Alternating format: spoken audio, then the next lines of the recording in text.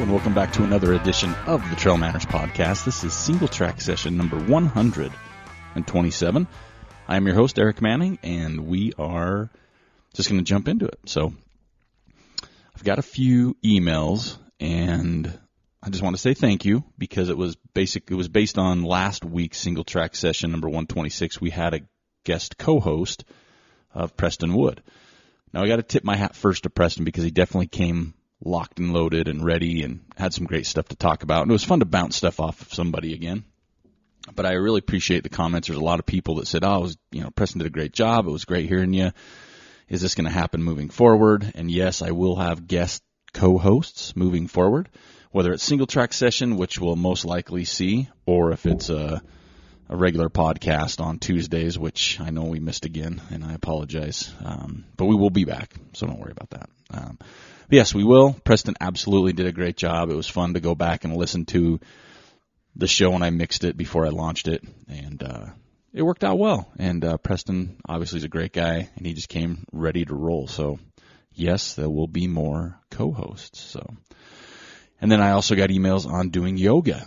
Am I still doing yoga? Yes, I am still doing my in-house yoga and still being judged by my dog, which is not super fun. We've had lengthy conversations about that, but hopefully that will go away and I'll get a little better too. So I've been doing a few more classes, and I'm still for the record, I am extremely not flexible. I'm built more like a dump truck than I am a flexible individual. But I'm getting there.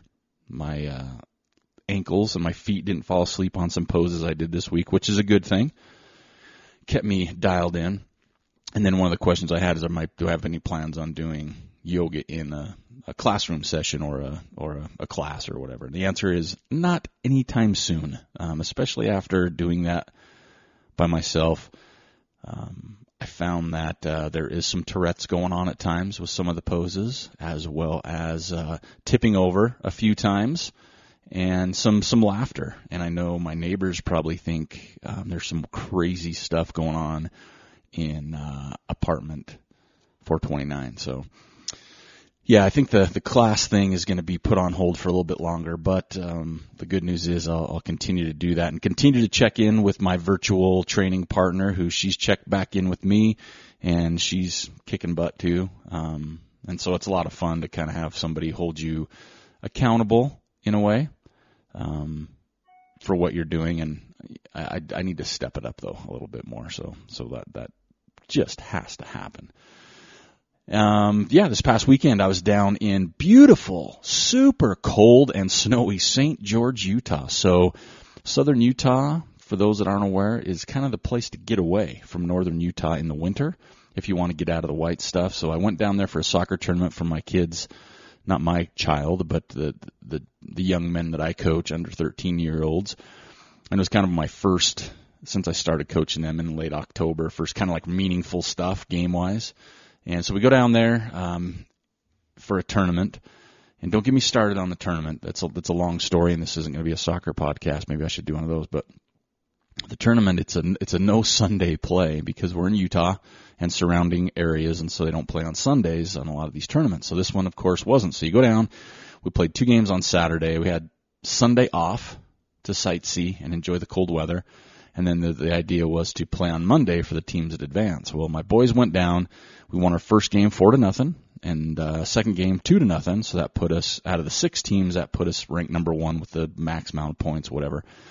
And so that slated us for the semifinals on Monday morning. Well, it snowed Sunday night. So about 1 a.m. I get an email from the tournament director saying, we've gone to our plan B because the fields are supposedly horrible and covered in snow, so we're going to do penalty shootout. So all these teams meet here for the semifinal, and it's a penalty shootout for the semis. Then you come back 2 hours later and do a penalty shootout for the final. Okay, first of all, that's a joke. And any soccer purist would tell you PKs are just not enjoyable anyway. I mean, I get that it's part of the game. I've done it my whole life, but this was just horrible. So my boys go down, they play their butts off, and they kick butt, take names, did everything right.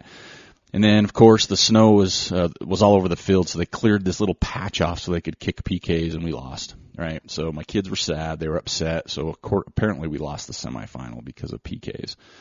And the team that won it, our league or our bracket, our tournament for our age group, actually we beat them 2-0. So I don't know, just kind of silly. Felt bad for the boys, but I'm more disappointed in St. George for treating us so poorly with the weather.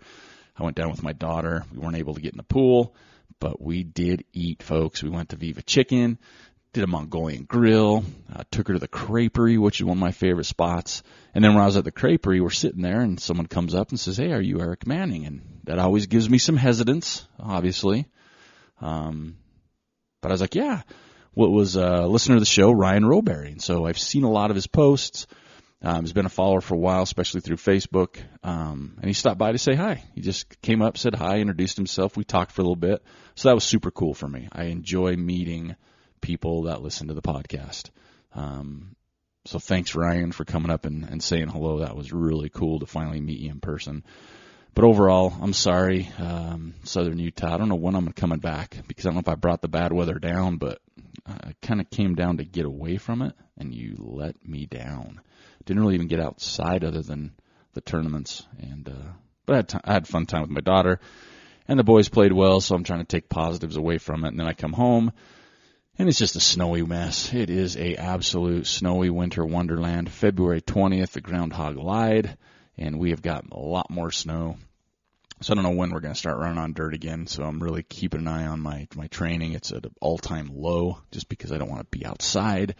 So we won't do any early season racing for this fella for sure. But thank you. And Turtle, suck it, Southern Utah, with the hashtag in front of that.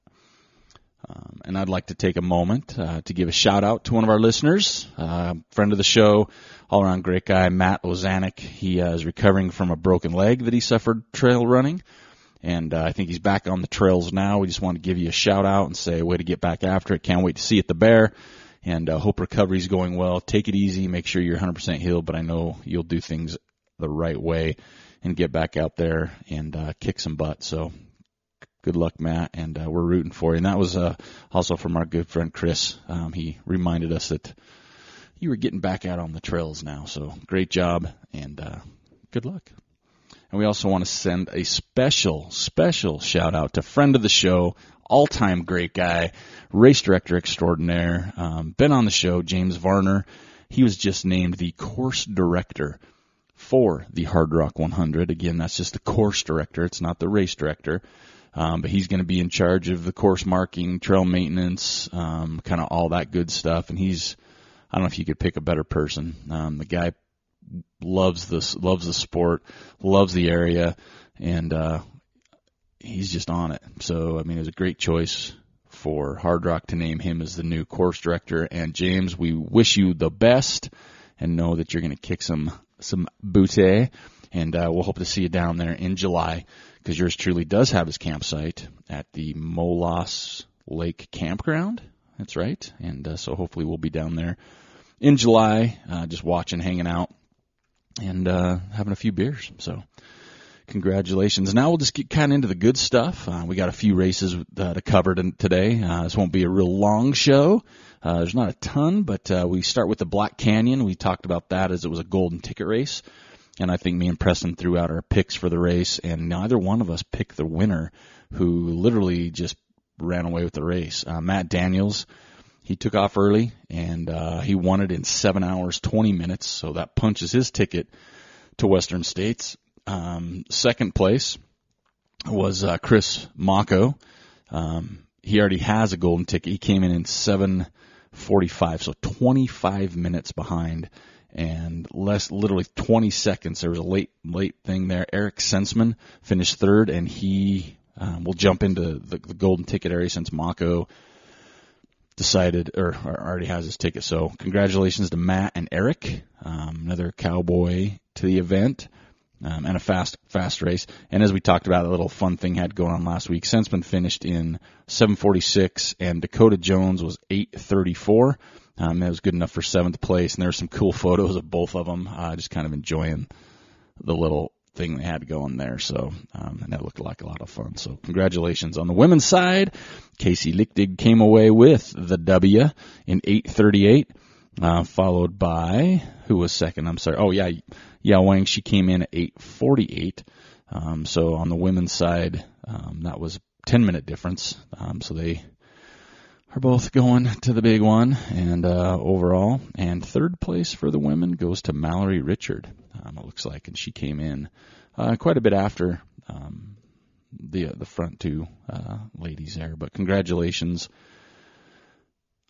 I think she came in at like 9:30 something, so it was like an hour behind almost. So congratulations to everybody that punched their ticket to the big dance. The next golden ticket race isn't until the end of March, which is the Georgia Death Race, 74 miles in, I'm guessing, Georgia, folks. So good luck to everybody that's towing the line for that one, and good luck to everybody that's going for that golden ticket. But congratulations to the golden ticket. The field for Western is just getting deeper and deeper and stouter on both sides, both men and women. And I think it's going to be, well, again, it's beating a dead horse at this point, but we're just going to start seeing this, I think, more and more at Westerns and Hardrocks, just the competition level just increasing. And that's, realistically with decent conditions, I think a lot of these course records are going to fall, just because there's more and more people pushing the pace and pushing each other to do a little bit more. So anyway, what's next up? So there was also a few other races. I think one we'll talk about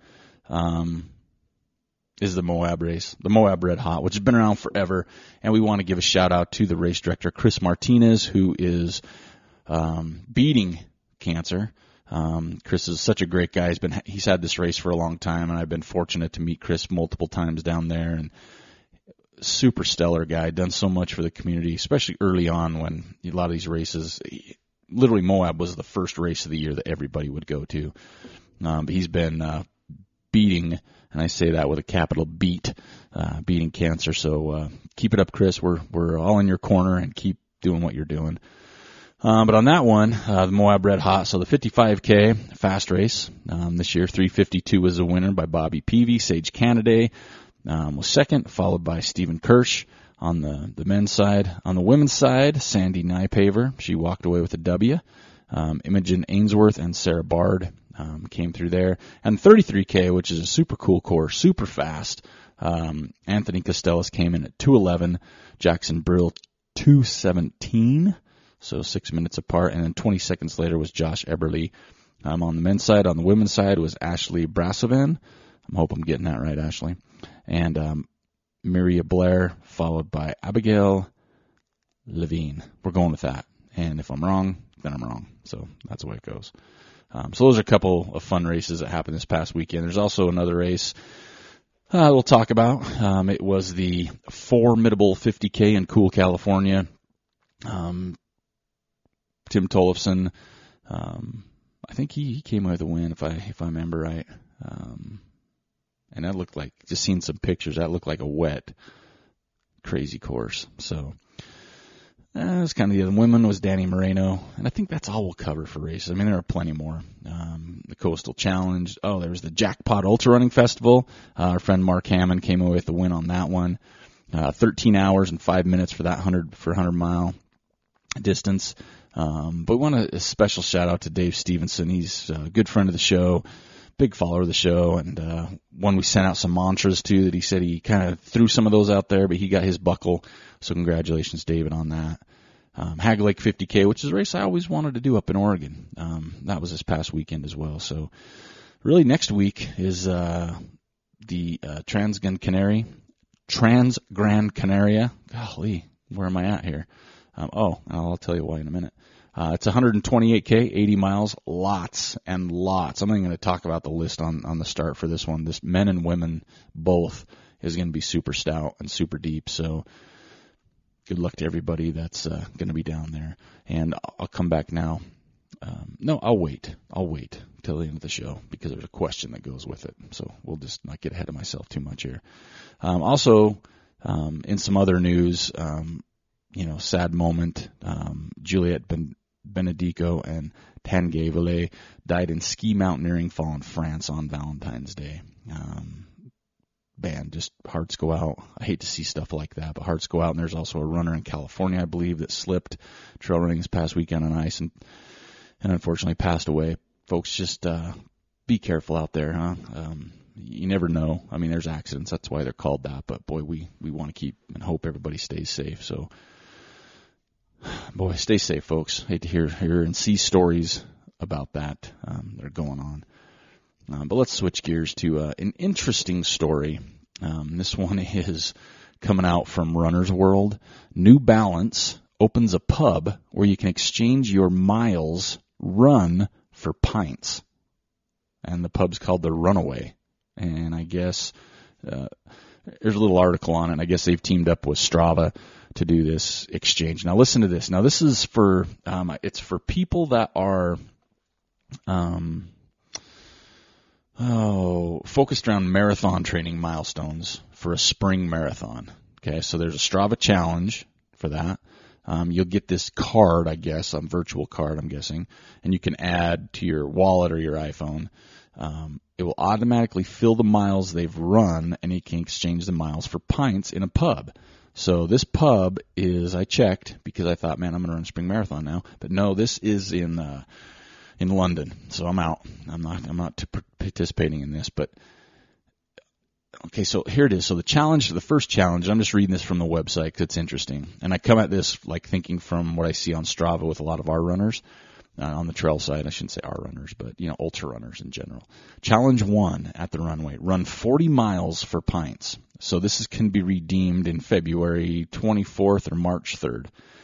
So it says it's called a 50% badge. So I guess if you get half your badge done, you get 2 drinks for each you and a friend. And if you do your 100% badge, you get 3 drinks for you and a friend. That's 40 miles between...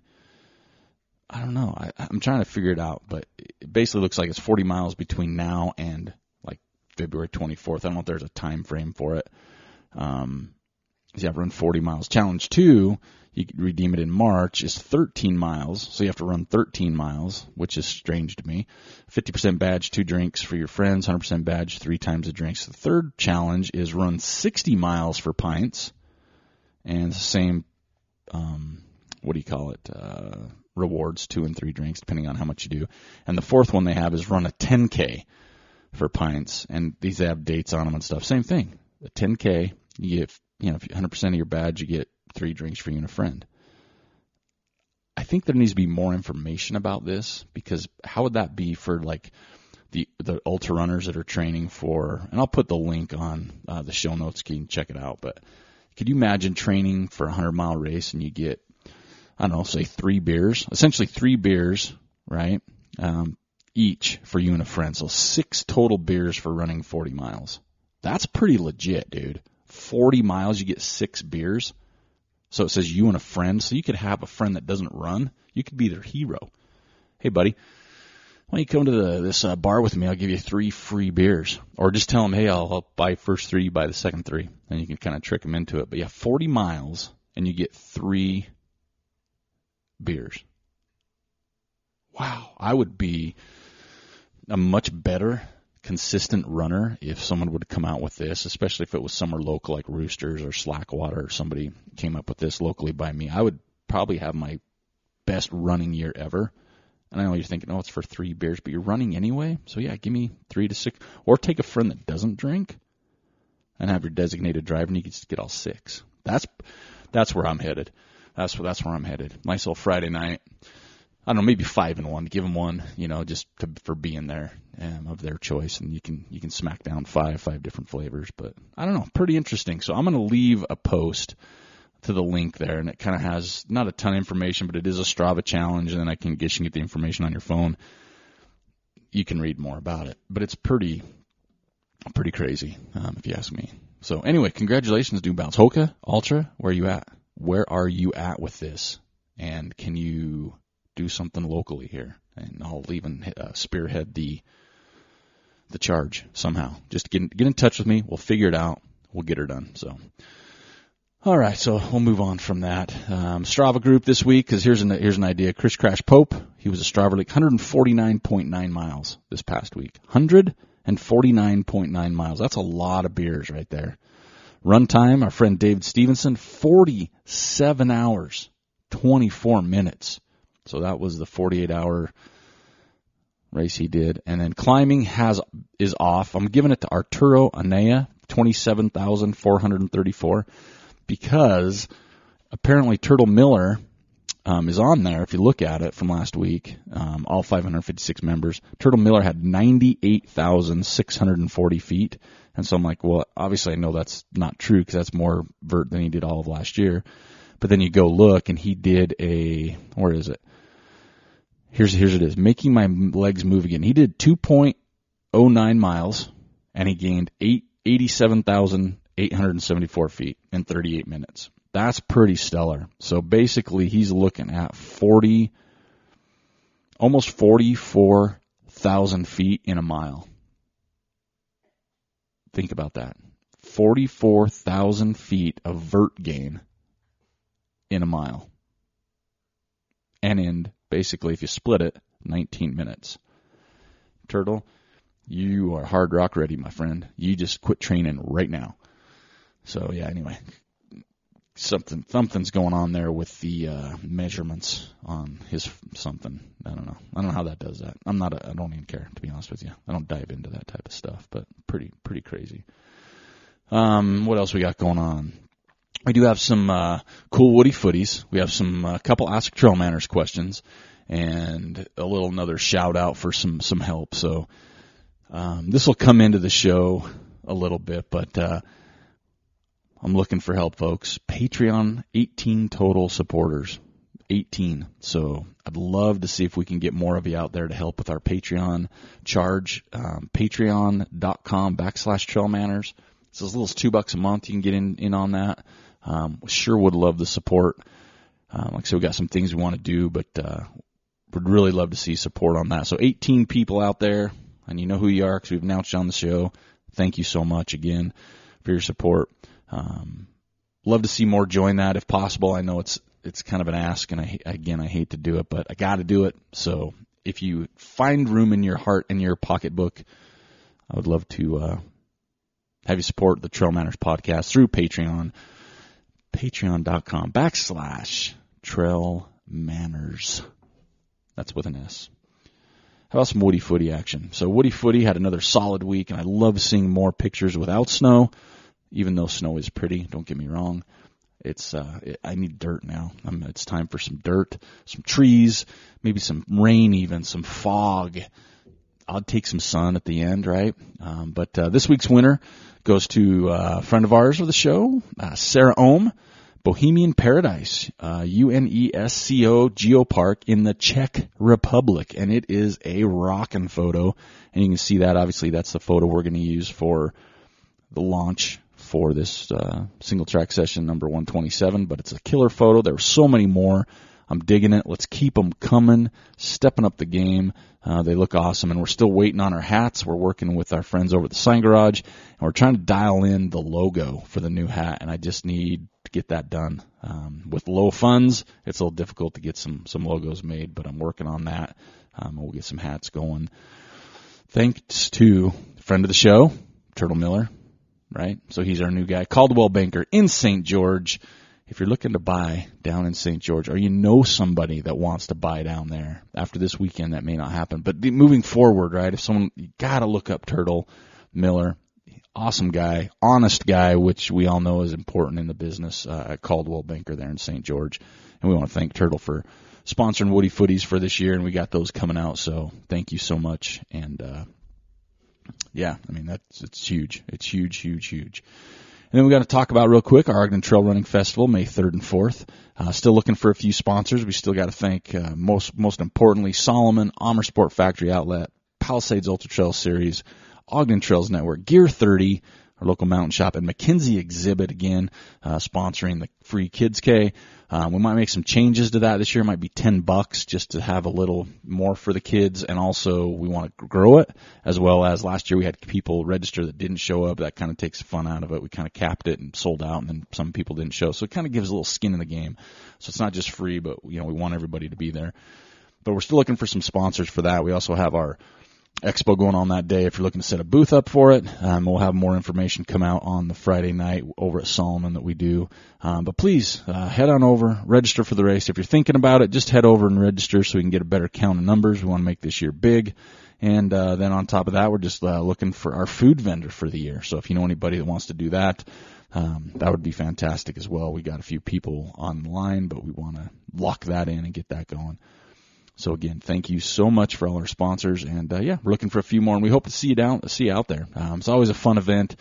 This will be our third official year of the event. The last couple of years have been solid with Anna Frost and Rick Gates coming. This year we'll announce our guests as soon as we get that dialed in with our good friends over at Solomon and Amer Sports Factory Outlet. All right, let's jump into a couple Ask Trail Manners questions and make it kind of an easier, quick week where, give you guys a little more break. First question, you know what, this one's a great one by Brian. It's kind of a comment question, and I would love participation on this being, and I'll read it and you'll understand. So it said, the other week on Ask Trail Manners, a female runner wanted to know what men are thinking when they come across a solo female runner on the trail. So not what they do, but what the men are thinking.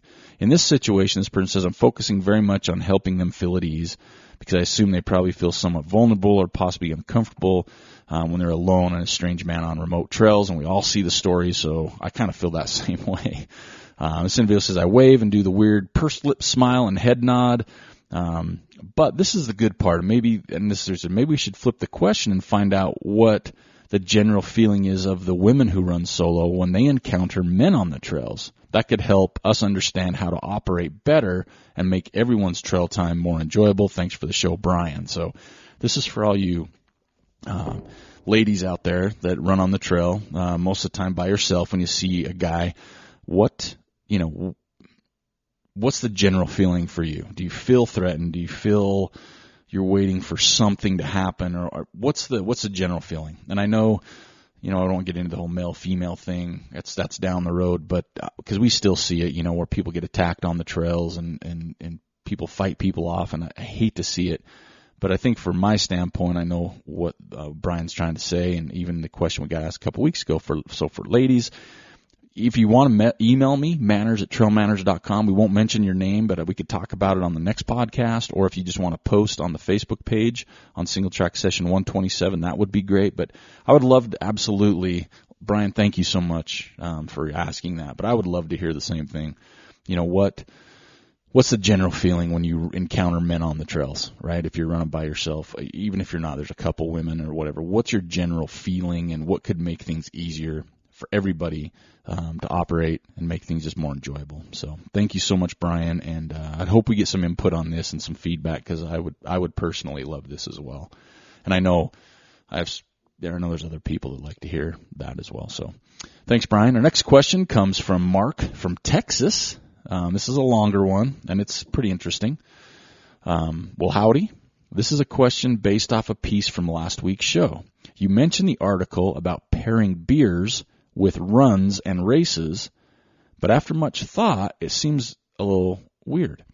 I have never liked Pilsners or Stouts, so the fact that the article is written with so many types of beers makes me wonder the same goes into beer choices as running gear. What do you, and you is all caps, like as a person? Some like zero drop shoes, some like max cushioning, some like vests, some like handhelds. Isn't all this super person specific? I love the idea, but maybe it would be a better article based on types of beers, such as IPAs for what race, porters for what race, stouts for what race, pilsners for what run, pale ales for what distance. So I think, and I'll keep going. What do I know, though? I like IPAs. Speaking of, back in the early days, you would do beers with the show. Any more of that on the schedule? Thanks for continuing the show. I'm a new convert and currently catching up quickly. That's why I mentioned the beer thing. All the best, Mark from Texas. Well, Mark, thank you, and thank you for being a new convert to the show. I don't know if you just found us or you didn't like us and then you liked us, or whatever the deal is, but thank you so much for listening, and thanks for sending the question in. And I'm exactly like you, right? I think there's always going to be articles and pieces on best shoes, best vests, best beers, everything else, but it is person specific, right? I mean, there's shoes I cannot wear, and there's shoes that I will never wear because they just don't fit or whatever. Even if someone says, this is the greatest trail running shoe I've ever owned, I'm like, well, I've tried it on and I can't wear it. So I'm with you. And I do like your idea of beer choices because there's so many out there. So you'd say, all right, what's the best IPA for a 50K? What's a way to follow that up? Like, what's a good? Do you want something like more of a citrusy tropical? Do you want something with some habanero? Something a little spicier? Do you want something a little duller on flavor? Are you looking for a double? Depending on the distance, I like that idea. I really do. I think it's really cool. But I think going back to the original article, I think it was just a fun piece. In fact, someone emailed me this week and says, yeah, you don't drink after a hot run, you don't drink a porter or a stout. And again, it's person specific, but I am exactly the same way. The hotter, the lighter for me. I can't have heavy beers when it's super hot, but right now with the weather, how it's so cold and just gloomy, I can drink whatever. So I think that's a really good point. And I'm always looking for new beers. In fact, we've had people send us beers in the past. I'm a huge IPA fan, and I will be as long as I hope I drink beer. He's crying because I always want to because it's so tasty. But yeah, I'm an IPA guy. I have a beard. I wear flannel, just like the whole moniker and the whole, not the moniker, what's the word I'm looking for? Stereotype is. But maybe I'm going to try and figure something out like that, like good IPAs. But there's so many beers out there. It is absolutely bonkers.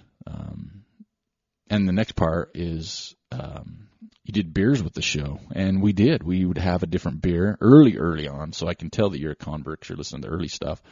I'm going to try and bring that back a little bit. So for you, Mark, in Texas, right now, tonight, I am drinking one of my favorites, from Green Flash Brewing. It is the West Coast IPA, and it is a tasty, tasty beer. And I've got about 4 or 5 other beers in the fridge right now, different flavors, that I'll bring out on Singletrack Sessions and talk about. Now, when we do our ones at Roosters, I always got a brewski in hand, right?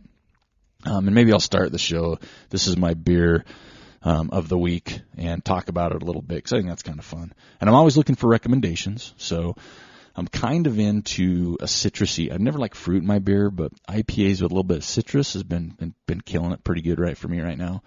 Mother Earth is probably my favorite going in right now with some Say When's.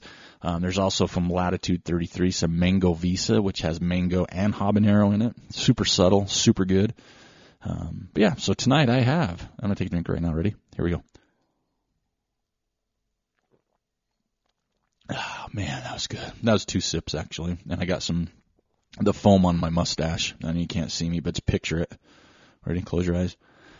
I have foam on my mustache and IPA on my tongue, so that's pretty tasty. But yeah, these are great questions, and thanks for sending them in. Keep sending your Ask TrailManners questions in because we sure love answering them. And if you have any recommendations on some IPAs for me that I can maybe get my hands on, let me know because I'm all about trying some new stuff. Just new beers get me excited if they're good. That's kind of the stage of life I'm in right now. That's what gets me excited. So I think that's pretty much it for the week. Been looking at my race schedule. I've been playing with that, and I held off too long on the Stumptown 50K in Portland. They just filled today, and I was thinking about registering today. That's how it works. You wait too long. I can get on the wait list, but where it's a travel thing with airfare, all the business, I'm not sure if I'm going to do that. Bighorn, I know is filling up. I think 50 miles, the only thing left. I'm still kind of battling between Bighorn and Black Hills, 50 milers. So those are still out there.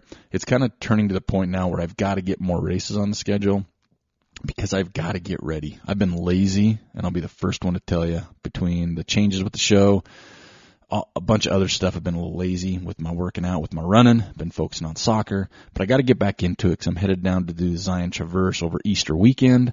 I'm super excited for that. Got some really good friends coming down, some people that live out of state that I get to see, so I got to be ready for that. I got to get a little more svelte, right? That's the word we had last year. To get a little more svelte, but I am super excited. I keep looking at airfare because I'll be going to Vermont. I think we've talked about that on the show, to the Groton Trail. And I'm going to say, I'm probably going to do it wrong. I'm going to give them a plug. I'm going to give them a plug right now. the Groton Forest Trail Run. Okay. It is Saturday, September 7th, 2019. All right. They've got a 26.5 miler and a 15 miler. This is in Groton, Vermont. And I hope I'm saying it right. Groton. I don't know the way to say it. Boulder Beach State Park. Folks, check this race out, please. If you're anywhere near the area, or maybe you're looking for a little destination race, because I'm going to sign up right now for the 26.5 miler. They got 11 people. For the 15, they got 5. So we got to fill this sucker for our friends at the Groton Forest Trail Run. Check them out on Ultra Sign Up. I am 99.99, as many nines as you can keep going, % sure I'm going to be doing the 26.5 miler. And I might be spending a significant amount of time in Vermont because I got to try the beers and I got to meet some more people, East Coasters, right? And also hit some killer trails. So check out that race, please, especially if you're back east in the Vermont area. No excuse. Saturday, September 7th. That's the Wasatch 100 weekend where I'm at. And like I said, I passed up on some pacing options to go to Vermont. And I'm looking at airfare. It's just a long flight when I'm used to flying to like California and Seattle. So I got to get some headphones and maybe a book. But I think I have time because that's not till September. So anyway, check them out. Other than that, man, Tim Trail Marathon's coming up. I'm doing that in May. And then got Beaverhead on the list. I'm hoping to see some people out there, but I'm still looking for a few more races and get those lined up and dialed in. And I have some gear coming in. One tried to come today, but I missed it. Had to be signed for. That I'm going to do a review on. Plus some stuff came in on Tuesday after the holiday weekend that I'll be doing some reviews on. So get ready for some videos. And I don't know if it's a good or bad thing because you're going to have to see my ugly mug in a video. I just got to set up my stage, right? Got to make it look sassy and cool so everybody likes it. But yeah, thanks for listening to the TrailManners podcast. Thanks, everybody, for your support. Please tell a friend about the show. Let's spread the word. Let's keep growing. And, boy, if you're so inclined, we sure would like your support on Patreon at patreon.com/TrailManners. Every dollar helps, folks. And lastly, I want to give a shout-out to Joel. Miss you, buddy. And haven't seen you for a week or more. And hope all's well. Hope you're enjoying the powder. Thanks for everything. And, we'll be back next week with another podcast. Thanks for listening. And this is Eric Manning. I'm out.